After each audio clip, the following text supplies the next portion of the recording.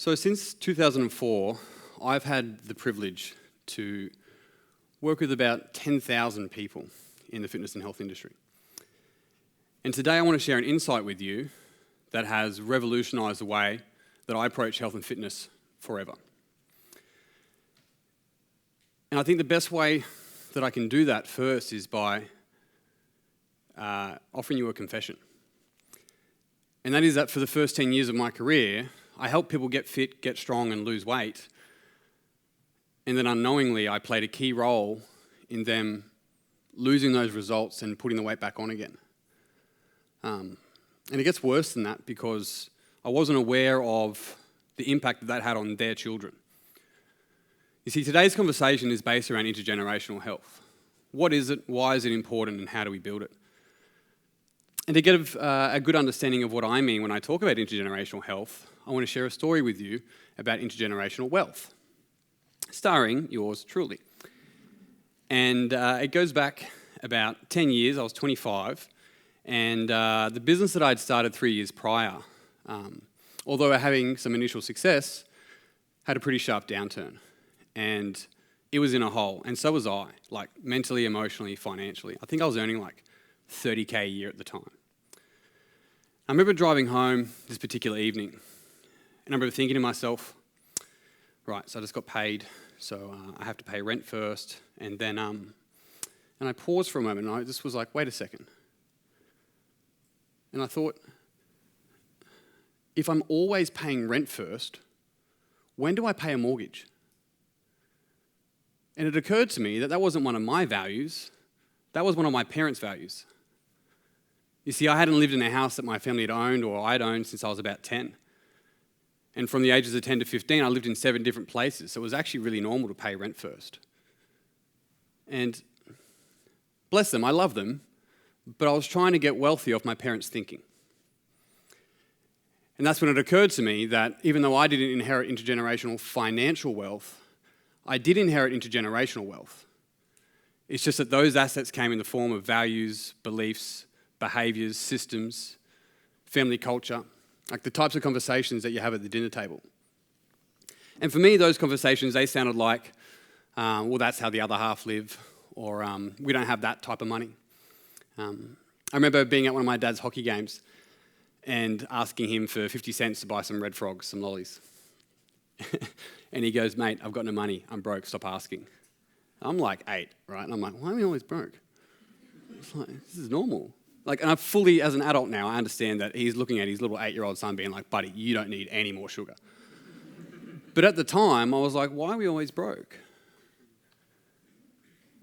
And what's so interesting is that the assets that form intergenerational wealth are the exact same assets that form intergenerational health.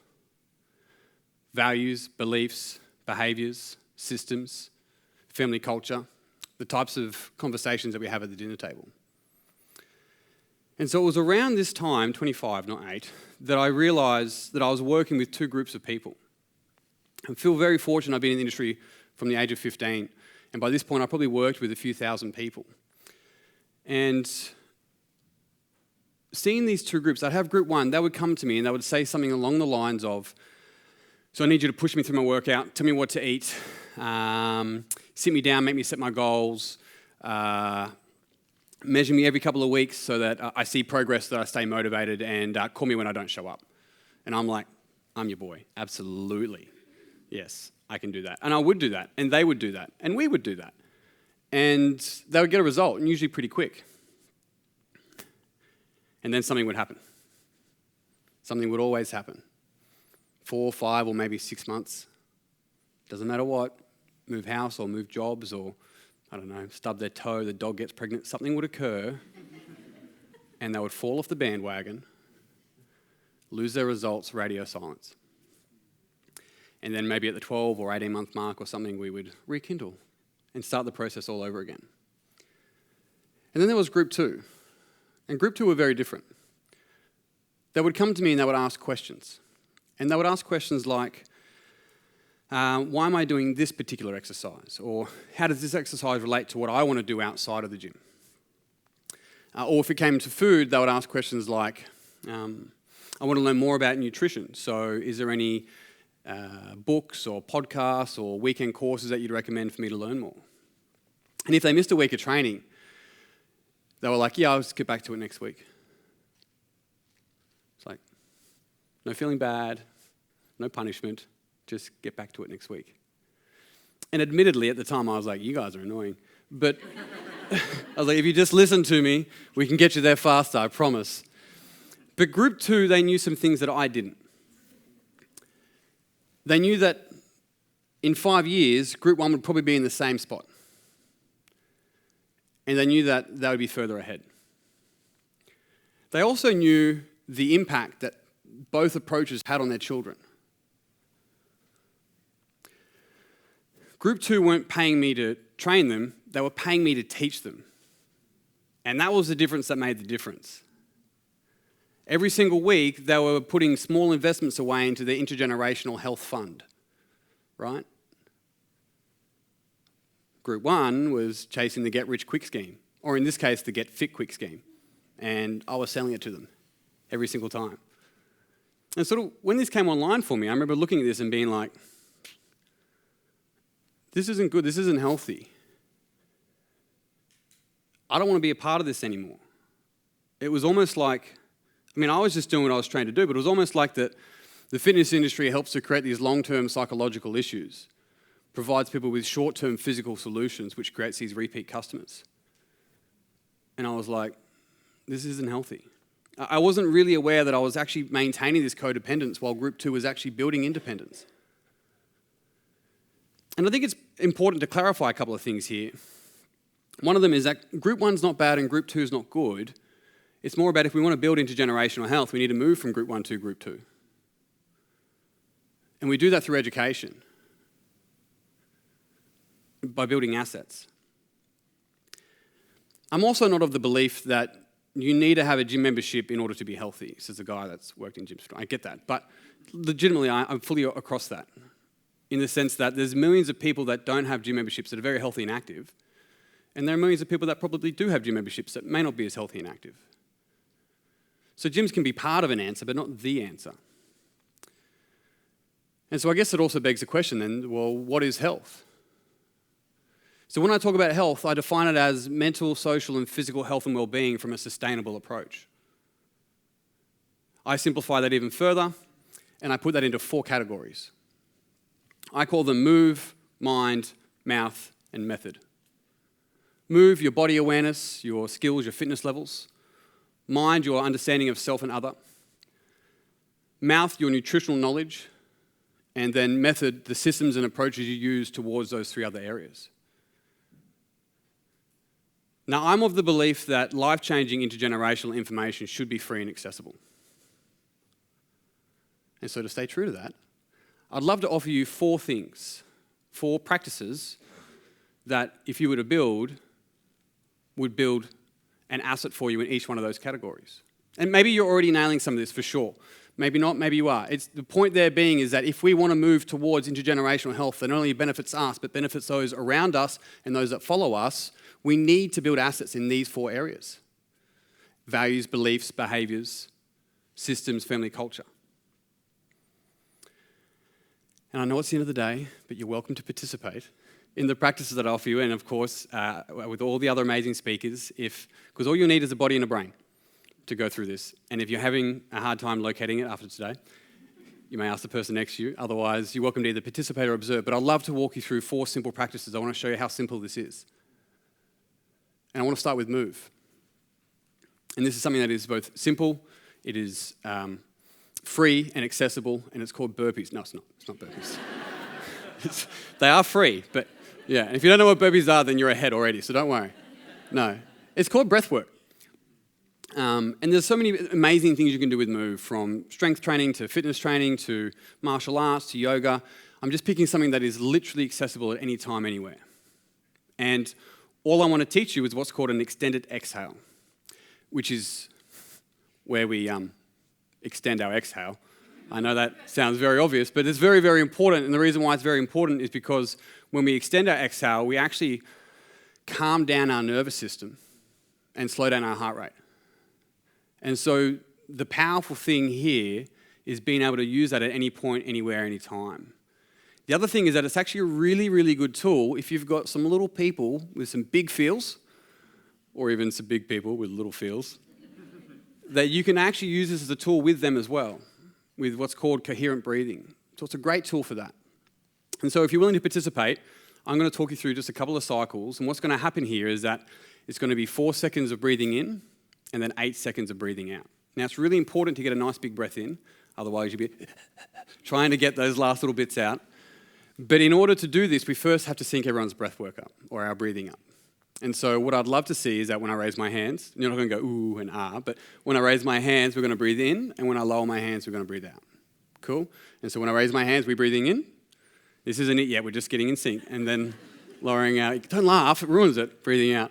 And then breathing in. That's it, easy. Look at that. And then breathing out. We're going to breathe in one more time, and then I'll get started, okay? So we're going to breathe in. Beautiful. And then breathing out and empty those lungs all the way down. 2, 1. And breathing in for 4, 3, 2, 1. And then out for 8, 7, 6, 5, 4, 3. Keep going. 2, 1. And then breathing in for 4, 3. Beautiful. Good. 2. Big breath. 1. And then out for 8, 7, 6, 5, 4. Melt into your chair. Well done. As easy as that, you just built your first asset. One of the ways that we can build these assets is simply commit to a practice like that, and I'm talking 3 minutes, 3 times a day. That is, you can do it driving, you can do it when you're listening to a speaker, you can do it when you're sick of listening to someone talk. Whenever you want to use it, you can use it. That is free and yours. And that's the beautiful thing about assets, is that not only do we get to benefit from it, but so does everyone around us. So that's your first asset for Move. Second asset, mind. Journaling. I get it, I know, right? But journaling, there's the profound benefits of journaling, it once again is free and accessible, and that's the whole goal of this. The profound benefits of journaling is that not only does it help to calm down our brain, it also allows us to process our emotions. And the way it does that is that it allows us to get objective to what's going on for us. So we're starting to see our thoughts rather than seeing as our thoughts. And that is a profound difference. And the way that journaling helps within relationships is that we can only meet people to the level and depth that we've met ourselves. And so when you journal and you get to meet yourself on a deeper level, you get to show up better for all those around you as well. So journaling has profound benefits for you and those around you. But most people get stuck of like, where do I start? How do I journal? And so I want to offer you 2 prompts. Really simple, once again. Based on where you want to be in 1 to 3 years, what do you need to stop doing, what do you need to start doing, what do you need to keep doing? Simple. Stop, start, keep. Based on where you want to be in 1 to 3 years, what do you need to stop doing, what do you need to start doing, what do you need to keep doing? Easy journal prompt every single time. And the second journal prompt, I sucked at gratitude. Absolutely sucked at it. And it wasn't until I asked myself this question, and it did fundamentally change my perception of life. 100% it did. I asked myself the question, what do you have in your life now that you once wished for? And that, for me, opened up a whole bunch of things that I was absolutely fundamentally missing. So 2 prompts, stop, start, keep. What do you have in your life now that you once wished for? Asset number 3, mouth, nutrition. Now, some of you might be nailing this, but I want to keep it really, really simple. All I want you to do when looking at a plate, ideally your plate, is going, what is a protein, carbohydrate, and fat source? Not add sauce, sorry. Protein source, carbohydrate source, and a fat source. Right? That's it. That's all I want you to do at every single plate to get used to the action of going, what's the protein, carb, and fat? Simple. I know that's simple, but that's where we start. And some people, everyone at some point doesn't know how to identify those, so I want to offer you this little rhyme. But protein moves around, carbohydrates grow in the ground, fats are oily. It is such an easy way to remember it. Protein moves around, carbohydrates grow in the ground, fats are oily. And all you're looking at for every single plate is a protein, carb, and fat. Asset number 4, method. What I want to offer you here is what's called the perfect repeatable week. The key word there is being repeatable. Most people set out their perfect week, which is great because that's a goal-setting type of exercise. What does my perfect week look like? But I'm asking you, based on where you want to be in 1 to 3 years, what does your perfect repeatable week look like? What is something that if you were to repeat would be the building blocks for you to build intergenerational health long term? What's your perfect repeatable week? Now, just stepping back again for a second and looking at these 4 assets, we've got a very simple breathwork exercise, a very simple journaling exercise, a very simple nutrition exercise, and then your perfect repeatable week. Now, it might be you or maybe it's someone you know, but imagine for 30 days just repeating this. There's your asset. And doing that month on month on month. You're in charge of it. It's fully up to you. It's your power to build these assets. But not only do you benefit from it, and this is the powerful thing about intergenerational health, not only do you benefit from it now, so does everyone around you and those that follow you. I'll share a story about intergenerational health and throw my old man under the bus again. But I was at lunch with my dad a couple of weeks back, and he hands me his phone. And my dad's at the age now where the letters are really big. And he's 67. And he sent me his phone, and it's an Excel spreadsheet. And I'm like, cool. He's like, yeah. I hand it back to him. He swipes and scrolls and hands it back to me. And it says, over 65 men's hockey tour to Germany. And first thought was like, you got 50 cents, mate? No. My dad has a goal to play hockey for Australia, and there's an over 80s team, and he thinks he's a really good chance because he reckons everyone's either going to be retired, injured, or dead.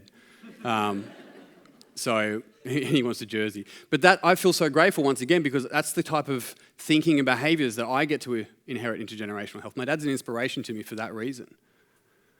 And then on the other end of the scale, it's my daughter turns 3 months old today.